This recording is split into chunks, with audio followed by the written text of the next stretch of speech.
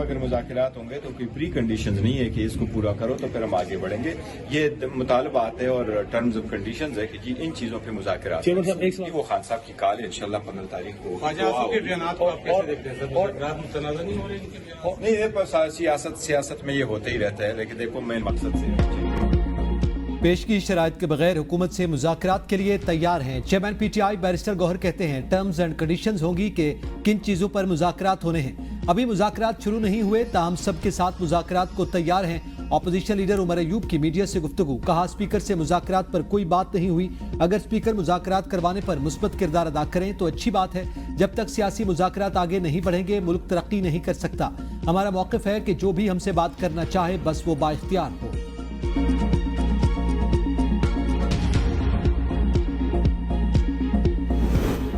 जो शख्स arm forces में नहीं वो उसके डिसिप्लिन के नीचे कैसे आ सकता है। मिलिट्री कोर्ट्स का पूरा केस आर्टिकल 8 के गिर्द घूमता है। जो शख्स फौज में नहीं वो उसके डिसिप्लिन के मातहत कैसे हो सकता है। जस्टिस जमाल मदोखेल के मिलिट्री कोर्ट में सिविलियन का ट्रायल कलदम करने के खिलाफ हुकूमती अपीलों की समाअत में रिमांड। हुकूमती वकील ख्वाजा आरिफ ने कहा मखसूस हालात में सिविलियन पर आर्मी एक्ट का इतलाक होता है। अदालत के पास आर्मी एक्ट दफात को कलदम करने का अख्तियार नहीं। जस्टिस जमाल मदोखेल बोले अगर एक फौजी अपने अफसर का कत्ल कर दे तो केस कहाँ चलेगा। ख्वाजा हारिस ने कहा कत्ल का केस आम अदालत में चलेगा। जस्टिस जमाल मदोखेल ने रिमार्क्स दिए आइन के आर्टिकल 8 में आर्मी कवानीन का जिक्र उनके डिसिप्लिन के हवाले से है। फौजी तंसीबात पर हमला भी तो इस्ताते दहशतगर्दी एक्ट के तहत ही जुर्म है। जस्टिस मुसरत हिलाली ने कहा जाती अनात पर फौजी का कत्ल अलग और बलूचिस्तान तर्ज पर फौज पर हमला अलग चीजें हैं। 9 और 10 मई की FIRs की तफसीलात तलब, समाअत कल तक मुलतवी।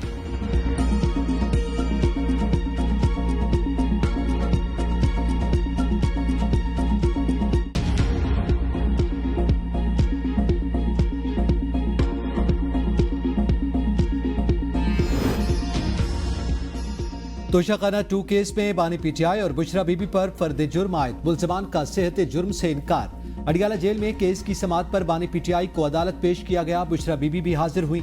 इब्तिदाई तहकीकात नैब ने की थी। नैब तरामीम की रोशनी में केस FIA को मुंतकिल किया गया था। सितंबर 2024 में FIA ने जरूरी तहकीकाती कार्रवाई के बाद चालान जमा करवाया था। केस की समाअत 18 दिसंबर तक मुलतवी।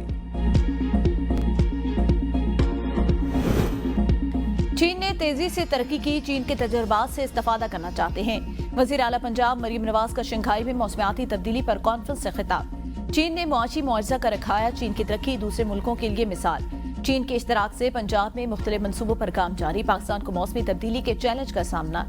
पाकिस्तान को स्मॉग से बदतरीन सूरत हाल का सामना करना पड़ा। स्मॉग में कमी पर काम कर रहे हैं, उस पर भी चीन के तजर्बे से फायदा उठाना चाहते हैं। मरीम नवाज का शंघाई एक्सपेरिमेंटल स्कूल का दौरा, मुख्तलिफ शोबों का मुशाहिदा। AI बारे दरियाफ्त किया, स्कूल के बजट, निसाह, तरीक़े तालीम और एक्सपर्ट टीचर के बारे में भी पूछा।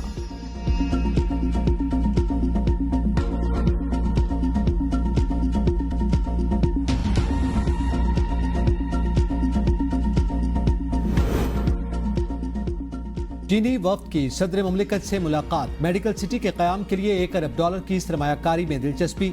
सदर मुमलिकत ने कहा दोनों ममालिक के अवाम बिलखुसूस सरमायाकारों और कारोबारी इदारों के दरमियान रवाबित बढ़ाना होंगे। गवादर पोर्ट को इलाकाई तजारती और इक्तिसादी मरकज के तौर पर तरक्की देना मेरा विजन था।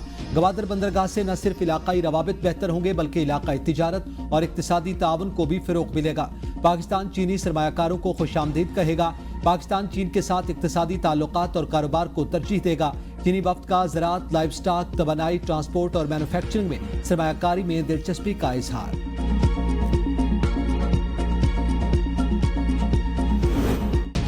हमेशा से यही कहना था मुज़ाकरात करो, अगर अब कोई पेशरफ्त हुई तो मुस्बत होगी। हम मुल्क के लिए जान भी कुर्बान कर सकते हैं। साबिक सदर आरिफ अलवी की कराची में मीडिया से गुफ्तगू, कहा हमेशा से मुज़ाकरात के लिए किरदार अदा करने को तैयार हूँ। फैज़ हमीद ने सियासत में हिस्सा लिया, अच्छी बात है।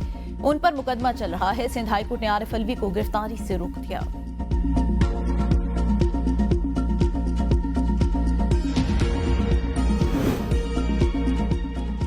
हमारी शिकायत सिर्फ ऐवान सदर और वज़ीर आज़म से है। मदारिस की रजिस्ट्रेशन को गैर ज़रूरी तौर पर गंभीर बनाया जा रहा है। मौलाना फजलुर रहमान की प्रेस कॉन्फ्रेंस। कहा 26वीं आईनी तरमीम के दौरान मदारिस बिल पर काम हो रहा था। बिल पर कराची और लाहौर में भी मुशावरत हुई। हमें किसी मदरसों की तंजीम उलमाए कराम से कोई शिकायत नहीं। मामले को उलझाया गया। अच्छे भले दानिश्वर भी कंफ्यूज हुए। ड्राफ्ट की तैयारी में नून लीग पीपी दोनों शरीक थे। इस ड्राफ्ट पर सदर आसिफ अली जरदारी ने एतराज क्यों किया? सारा नजला हम पर क्यों गिर रहा है? हमारा तो कोई झगड़ा ही नहीं। ऑपोजिशन लीडर कौमी असम्बली उमर अयूब खान से human rights commission of Pakistan के वफ्द की मुलाकात में कमीशन मेंबरान को 24 से 26 नवंबर के एहतजाज पर ब्रीफिंग। उमर अयूब ने कहा वर्कर और लीडर्स पर सीधी गोलियां चलाई गई जो इंसानी हुकूक की खिलाफवर्जी है। वाकयात की मुकम्मल शफाफ तहकीकात होनी चाहिए। हुकूमत सरासर बदमाशी पर उतर आई। उन्होंने मॉडल टाउन वाला सान्या फिर दोहराया। असद कैसे ने कहा एहतजाज की आड़ में गरीब लोगों को उठाया गया जिनका किसी पार्टी से कोई ताल्लुक नहीं। बैरिस्टर गौहर ने कहा हमारे वर्कर्स पर कुछ साबित होता है तो हम सपोर्ट नहीं करेंगे।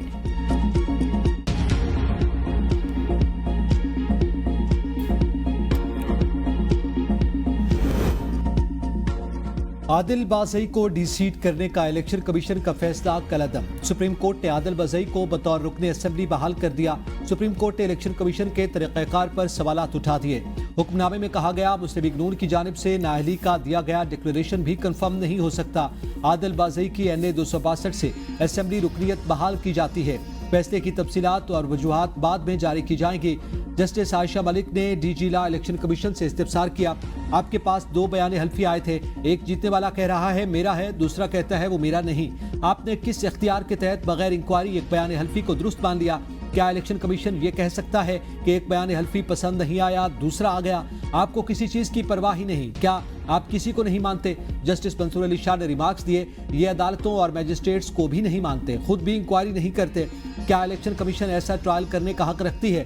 ट्रायल कोर्ट की पावर इलेक्शन कमीशन के पास कहां से है? जस्टिस अकील अब्बासी ने रिमार्क्स दिए बस बड़े साहब का खत आ गया तो बंदे को डिसीट कर दो, ये नहीं हो सकता। जस्टिस मंसूर अली शाह ने कहा एक हल्के के अवाम को डिसफ्रेंचाइज करने का पैमाना तो सख्त होना चाहिए।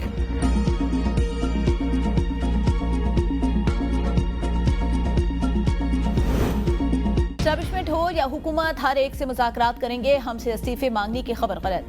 सलमान अकरम राजा कहते हैं मुज़ाकराती कमेटी कायम करके मुझसे में दीगर रहनुमाओं को शामिल किया गया। मुज़ाकरात मुमकिन थे, मुज़ाकरात हमेशा होने चाहिए। KP में गवर्नर राज कायम करना बिल्कुल गलत और बेवकूफ़ी होगा। खैबर पख्तूनख्वा को मजीद इंतशार में न डालें।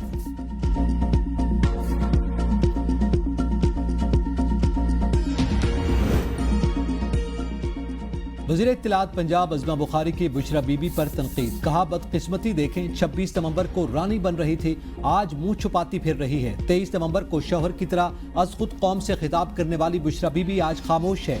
24 और 26 नवंबर को जोशीले खिताब करने वाली बुशरा बीबी आज अपना इनकलाबी भाषण पिशावर छोड़ आई। उन्होंने कहा कि 26 नवंबर को जो डी चौक फतह करने आई थी आज सहाफियों के सवालों पर एक लफ्ज नहीं बोल सकी। बुशरा बीबी मीडिया को बताती डी चौक से भागने का प्लान उनका था या गंडापुर का था। अज़मा बुखारी का सवाल, उन्हें कौम को बताना चाहिए डी चौक से दौड़ क्यों लगाई, पहला इनकलाब लीड किया वो भी गले पड़ गया। इस वक्त तक PTI और हुकूमत में कोई मुज़ाकरात नहीं हुए। शौकत यूसुफज़ई कहते हैं हुकूमत से मुज़ाकरात शुरू होते हैं तो सिविल नाफरमानी की कॉल वापस ली जाए। मुज़ाकराती अमल शुरू नहीं हुआ तो हुकूमत सिविल नाफरमानी तहरीक के लिए तैयार हो जाए। हम मुज़ाकरात पर यकीन रखते हैं लेकिन हुकूमत खैर संजीदा। मुज़ाकराती अमल में हमेशा हुकूमत पहल करती है, ओपोजिशन नहीं।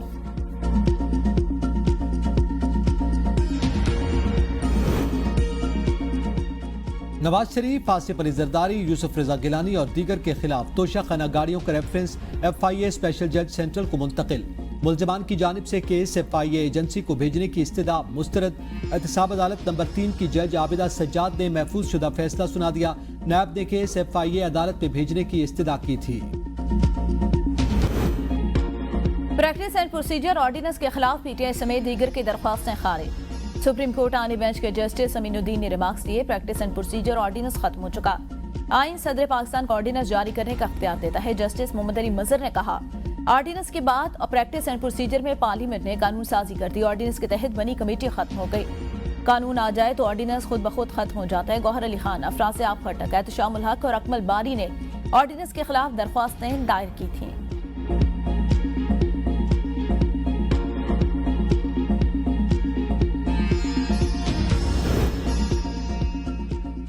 मुशीर वज़ीर-ए-आज़म राना सनाउल्लाह के वारंट गिरफ्तारी मुअत्तल। वकील ने गुजरांवाला की अदालत में गिरफ्तारी के ऑर्डर्स मुअत्तल करने की दरख्वास्त दायर की थी। राना सनाउल्लाह के खिलाफ थाना सैटेलाइट टाउन में 16 अक्टूबर 2020 को पीटीएम जलसे के दौरान कंटेनर हटाने और पुलिस एहलकारों पर गाड़ी चढ़ाने का मुकदमा दर्ज किया गया था। बार बार तलबी के बावजूद राना सनाउल्लाह के पेश न होने पर हर जुडिशल मजिस्ट्रेट ने 12 दिसंबर को गिरफ्तार करके पेश करने का हुक्म दिया था। पीआईए के 34 में से 17 तैयार ग्राउंड यूरो फ्लाइट ऑपरेशन मुतासर होने का खदशा। पीआईए के शोबा इंजीनियरिंग इंतजामिया की मुबैना गफलत और नाकिस कारकर्दगी सामने आ गई। बोइंग 777 के 12 तैयारों में से 7 ग्राउंड, एयरबस 320 साख्ता 17 तैयारों में से 7 ग्राउंड, 5 ATR तैयारों में से सिर्फ 2 तैयारे ऑपरेशन में हिस्सा ले रहे हैं। ज्यादातर तैयारे इंजन, लैंडिंग गियर, APU समेत दीगर पुर्जाजात न होने की वजह से ग्राउंड पर।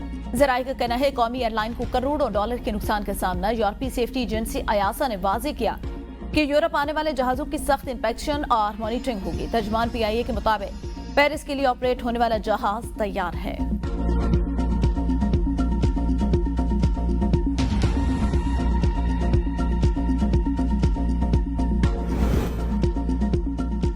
कौमी असम्बली इजलास से वज़रा गैर हाजिर। डिप्टी स्पीकर का वज़ीर आज़म को खत लिखने का फैसला। असद कैसर ने वज़रा की अदम मौजूदगी पर एतराज उठा दिया। कहा वक्फ़े सवालात जारी है और पूरा ऐवान खाली है, कोई वज़ीर मौजूद नहीं। सैयद नवीद कमर भी वज़रा की अदम मौजूदगी पर बरहम। कहा काबीना मजमूई तौर पर असम्बली की जिम्मेदार है, वज़रा की आईनी ड्यूटी है ऐवान में मौजूद हों। हुकूमत गैर संजीदा है, इस तरह ऐवान नहीं चलेगा। उमर अयूब बोले कोई मिनिस्टर यहाँ पर मौजूद नहीं, हम लोग यहाँ किस लिए आते हैं, इस ऐवान की तज़लील हो रही है। शाजिया मरी ने कहा कल जो एक मिनिस्टर थे वो भी गायब हैं। डिप्टी स्पीकर ने कहा वो आज वज़ीर आज़म को खत लिख रहे हैं। इजलास कल तक मुलतवी कर दिया गया।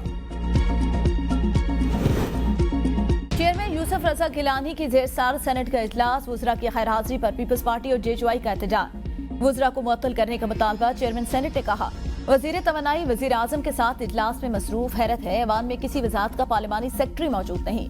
शहरी रहमान ने कहा कौमी असम्बली में भी आज कोई हुकूमती वज़ीर मौजूद नहीं था। इरफान सदीकी ने कहा वज़रा की गैर हाजिरी अफसोसनाक, तवज्जो दिलाओ नोटिस का वज़रा ही जवाब दे सकते हैं। सदर के पार्लियामेंट के मुश्तरका इजलास से खिताब पर सेनेट में इज़हार तशक्कुर की करारदाद मुतफ़िका तौर पर मंजूर।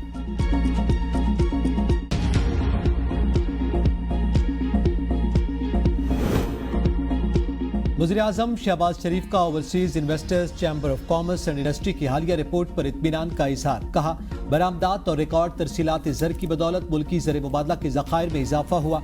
गुज़िश्ता चंद माह के दौरान गैर मुल्की सरमायाकारों के एतमाद में इजाफा हुआ। रिपोर्ट के मुताबिक बैरूनी सरमायाकारों का पाकिस्तान पर एतमाद में इजाफा हुआ। मुल्क में कारोबार करने के लिए माहौल में बेहतरी आई और इस हवाले से पाकिस्तान के बारे में आलमी सोच मनफी 10% से निकलकर 31% मुस्बत पर आ गई, जो कि इंतहाई खुशाइंद है।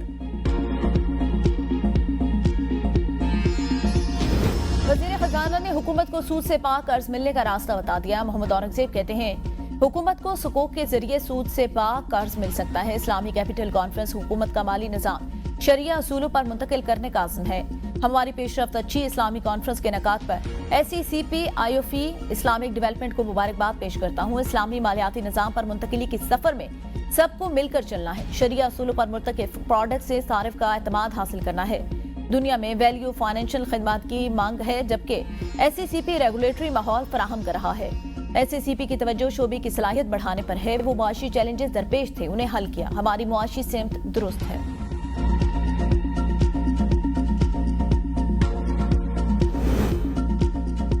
पाकिस्तान स्टॉक एक्सचेंज में जबरदस्त तेजी। 100 इंडेक्स में 3370 पॉइंट्स का इजाफा। मार्केट का इख्तिताम 1,14,180 पर हुआ। आइंदा साल पाकिस्तान की मुआशी शरह नमू 3% तक होने का इम्कान। महंगाई की शरह मजीद कम होकर 10% तक आने की पेशगोई। एशियाई तरक्याती बैंक ने एशियन डेवलपमेंट आउटलुक रिपोर्ट जारी कर दी। रिपोर्ट के मुताबिक अफराते ज़र के दबाव में तवक्को से ज्यादा तेजी से कमी आई। महंगाई में कमी से मॉनिटरी पॉलिसी को मजीद कम किया गया। नरम मॉनिटरी पॉलिसी से मुआशी सरगर्मियों की बहाली को तकवीयत मिलेगी। IMF तौसीई फंड सहूलत प्रोग्राम के बाद मुआशी मालियाती इस्तेहकाम आया। सरमायाकारों का एतमाद बहाल हो रहा है। कारोबारी एतमाद में इजाफे से सनती पैदावार भी बढ़ने का इम्कान। माली साल 2025 में बड़ी फसलों की पैदावार मुतासर होने का खदशा।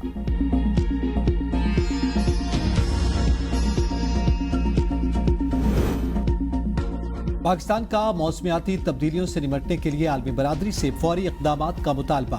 आलमी अदालत इंसाफ में मौसमियाती तब्दीली पर रियासतों की जिम्मेदारी के बारे में समाअत। अटॉर्नी जनरल मंसूर अवान ने दलाइल में कहा, ग्रीन हाउसेज गैसेस के अखराज में पाकिस्तान का हिस्सा 1% से भी कम है, लेकिन दीगर ममालिक के बरक्स पाकिस्तानी अवाम को मौसमियाती असरात से मौत का खतरा 15 गुना ज्यादा है। अनवर मंसूर का क़ौम मुत्तहिदा के सेक्रेटरी जनरल के 2022 के खिताब का भी हवाला। कहा, इंसानियत अब मौसमियाती हंगामी सूरत-ए-हाल नजरअंदाज करने की मुतहम्मिल नहीं।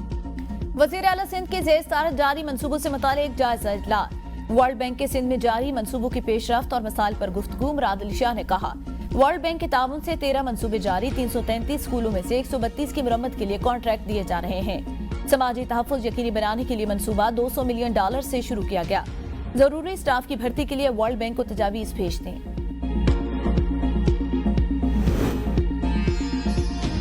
हुकूमत सबको सरकारी मुलाजमतें नहीं दे सकती, निजी शोबों में मौका फराहम किया जा सकता है। नौजवानों को बैनुल-अक़वामी सतह पर तस्लीम शुदा डिग्रियां देने पर काम कर रहे हैं। वज़ीर आला अली अमीन गंडापुर का पेशावर में एहसास हुनर प्रोग्राम और दीगर स्कीमों के इजरा की तकरीब से खिताब। कहा, नौजवानों को बाइख्तियार बनाने के लिए उन्हें बारोजगार बनाना लाजमी है। बदकिस्मती से माजी में फनी तालीम के शोबे पर खातिर तवज्जो नहीं दी गई। हम अपनी आमदन बढ़ाकर अपने नौजवानों पर सरमायाकारी करेंगे। नौशहरा के इलाके अकोड़ा खटक में इंसानियत सोस वाकया, जुल्म के रोंगटे खड़ी कर देने वाली दास्तान। जबानी तकरार पर 65 साला नेक मोहम्मद नामी शख्स को रिश्तेदार ने घर के अंदर जिंदा जला दिया। लाश अस्पताल मुंतकिल, बेटी की मुद्दत में मुकदमा दर्ज। पुलिस ने तहकीकात का आगाज कर दिया। तावान के लिए अगवा किए जाने वाले 2 दोस्तों के कत्ल का ड्रॉप सीन। दोनों दोस्तों को मुश्तरका दोस्तों ने सिर्फ 1500 रुपए के लेन देन पर तशद्दुद करके मारा। अब्दुल रहमान और अबूजर कारखाने में मुलाजिम 2 भाइयों से 1500 रुपए के लेन देन का तनाज़ा हुआ। दोनों भाइयों ने तीसरे साथी की मदद से अगवा किया। 2 रोज तक तशद्दुद के बाद फांसी देकर कत्ल किया और लाशें नहर किनारे फेंक।